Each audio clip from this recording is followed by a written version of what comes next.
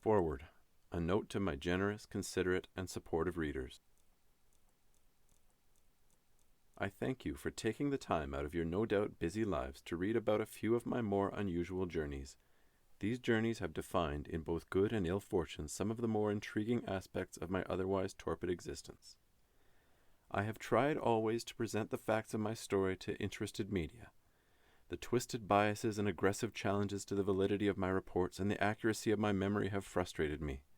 Though I desire only to share my experiences and some of the lessons I have learned, I have seen my stories always written with a lens of agenda, whether political, social, economic, racial, extravagant, or petty. Many have focused on trivial matters about which I think are unimportant, or on insalubrious questions about salacious matters to which I am neither willing nor interested in discussing. I take great issue with the manner in which various outlets have questioned not only my actions but the great deeds of the Blefuscans, and the summary dismissal of their politics as either, and often both, fascist or communist. I find equally reprehensible the uninformed, amorotic, and frankly deplorable support for the poor Huhunims. I have long been aware of sects to whom all life is more valuable than that of their cognate species, but to have them suggest that another sentient species, purely because the Huhunims are not human, are not subject to the decency of humanitarian ideals is beyond the pall. Even amongst their own kind, the Huhunims espouse unsightly beliefs about natural order and inherent superiority. Defending the villainous, holding the Huhunim above reproach because they are different, in spite of their cognitive capacities, has vexed me more than I would otherwise care to admit. As most have heard, though questioned, I have by virtue of chance or providence seen and experienced unique peoples, places, and ideas, and observed and participated in events that precipitated changes in exotic locales few of our number have had the previous privilege of encountering. It has always been my intention to share the relevant details of my peregrinations with the world in the most honest way possible, without unveiling and exposing these singularly isolated and extraordinary, mysterious and autonomous, disparate and peculiar peoples to the corrupting influence of a modern world that has of yet failed to discover them. If lessons are to be learned from these people and their homes, I wish only to faithfully report facts, such that intellects greater and more specifically trained in those areas might apply scientific reason to fairly analyze the benefits and drawbacks that may apply. To this end I have concluded my previous efforts at transparency have been in vain. I alone possess the perspective from which to recount the anecdotes, and I sincerely hope I am able to properly convey the narrative while doing justice to both the friends and enemies I've cultivated on my time on the road. This being my first literary endeavor following several prolonged absences from the English-speaking world, I will try to rouse the atrophy of my tongue to paint a true and vivid picture. Keeping this end in mind, I swear to write only those words that are true and accurate as they were heard, seen, and experienced personally by me. I know much of the criticism directed towards my person has been born out of the impact my participation in the domestic affairs of each of the islands has had on the development of their societies and the perceived hypocrisy between my actions and my unwillingness to divulge the spatial attributes of the island to limit such interference. I acknowledge and respect this criticism insofar as it has been presented without undue vitriol or profane invective, which, in today's world, has proven incredibly rare. I defend my actions by saying that one must not allow abuse and mistreatment to go unchallenged in one's presence, and to this end I was forced on several occasions to intervene. Furthermore, I was presented on occasion with the dilemma of interfering or allowing myself or those I had grown to care for to come to harm. I chose to draw in those around me and when possible protect them.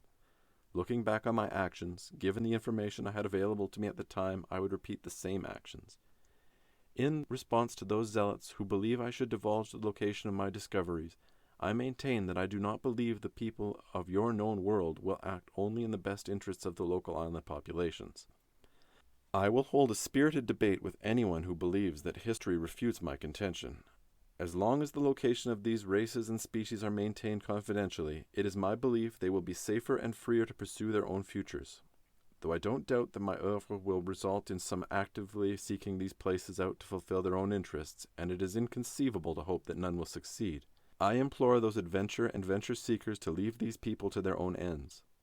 I know there will likely be 3 responses to this book. There will be those who will reject and refute any and every fact presented to them as either falsehood, heresy, or slander. Those who will accept as facts the words I write and respect the privacy of these people, and those who will believe, either with skepticism or no, that great fame or fortune awaits anyone who finds the treasures of Brobadingog or the magics of Glubbdubdrib.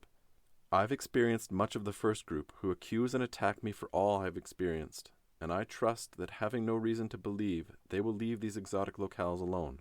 The second, who trust and respect like the immortals of Luganage, would not wish to harm any for their own benefit.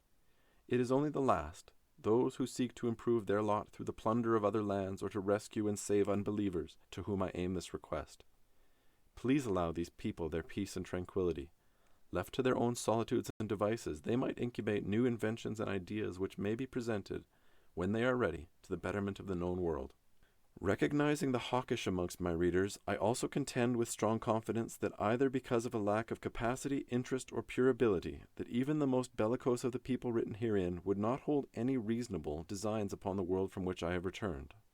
There is no need to fear the Lilliputians, who, though they possess the technology for war, are of little threat to those of our size.